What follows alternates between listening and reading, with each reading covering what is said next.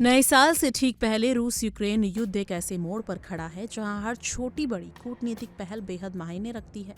4 साल से जारी इस युद्ध ने न सिर्फ दोनों देशों को भारी नुकसान पहुंचाया है, बल्कि वैश्विक राजनीति को भी दो धड़ों में बांट दिया है। यूरोप में ऊर्जा संकट, दुनिया भर में महंगाई का दबाव और अंतर्राष्ट्रीय सुरक्षा व्यवस्था में बढ़ती अस्थिरता, इन सब के पीछे कहीं ना कहीं ये युद्ध जिम्मेदार रहा है। ऐसे माहौल में अमेरिकी राष्ट्रपति डोनाल्ड ट्रंप और यूक्रेनी राष्ट्रपति जेलेंस्की की फ्लोरिडा में होने वाली मुलाकात को सिर्फ एक द्विपक्षीय बैठक नहीं, बल्कि वैश्विक शांति की दिशा में संभावित निर्णायक कदम माना जा रहा है। व्हाइट हाउस की ओर से बताया गया है कि 28 दिसंबर को फ्लोरिडा के पाम बीच में होने वाली ये मुलाकात पूरी तरह रूस यूक्रेन युद्ध पर केंद्रित होगी। इस दौरान दोनों नेताओं के बीच 20 पॉइंट पीस प्लान पर विस्तार से चर्चा की जाएगी। इस प्लान में युद्ध विराम की शर्तें, रूस और यूक्रेन के बीच बातचीत का ढांचा, सीमाओं से जुड़े संवेदनशील मुद्दे, युद्ध के बाद पुनर्निर्माण और यूक्रेन की दीर्घकालिक सुरक्षा व्यवस्था जैसे अहम बिंदु शामिल हैं। अमेरिका चाहता है कि ये युद्ध अब सिर्फ सैन्य मोर्चे पर नहीं, बल्कि बातचीत की मेज पर तय हो, ताकि लंबे समय तक जारी अस्थिरता पर विराम लगाया जा सके। डोनाल्ड ट्रंप ने इस बैठक से पहले अपने बयानों से साफ कर दिया है कि वो इस पूरे शांति प्रयास की कमान अपने हाथ में रखना चाहता है।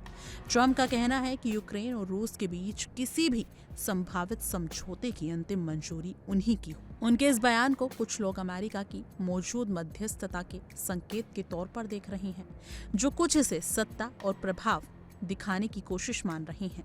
ट्रंप का मानना है कि उनकी व्यक्तिगत बातचीत की शैली और डील मेकिंग का अनुभव ही इस युद्ध को खत्म करने में सबसे बड़ी भूमिका निभा सकता है। वहीं यूक्रेनी राष्ट्रपति जेलेंस्की के लिए ये मुलाकात बेहद अहम है।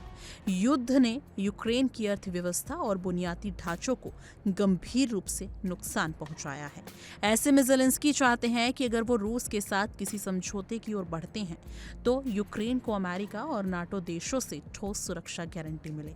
उनके नए पीस प्लान में ये साफ तौर पर शामिल है कि भविष्य में यूक्रेन की संप्रभुता और क्षेत्रीय अखंडता पर कोई खतरा ना हो। जेलेंस्की का ये भी कहना है कि यूक्रेन शांति के लिए नहीं है, बल्कि वो सम्मानजनक और टिकाऊ शांति चाहता है। इस पूरे घटनाक्रम में रूस के राष्ट्रपति पुतिन की भूमिका सबसे अहम मानी जा रही है। ट्रंप ने संकेत दिए हैं कि वो जेलेंस्की से बातचीत के बाद पुतिन से भी सीधे संवाद करना चाहते हैं।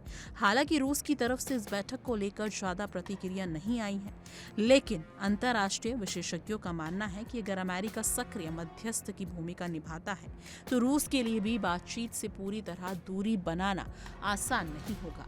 पुतिन के लिए ये भी फैसला आसान नहीं है, क्योंकि उन्हें घरेलू राजनीति और रणनीतिक हितों को ध्यान में रखते हुए कोई कदम उठाना होगा।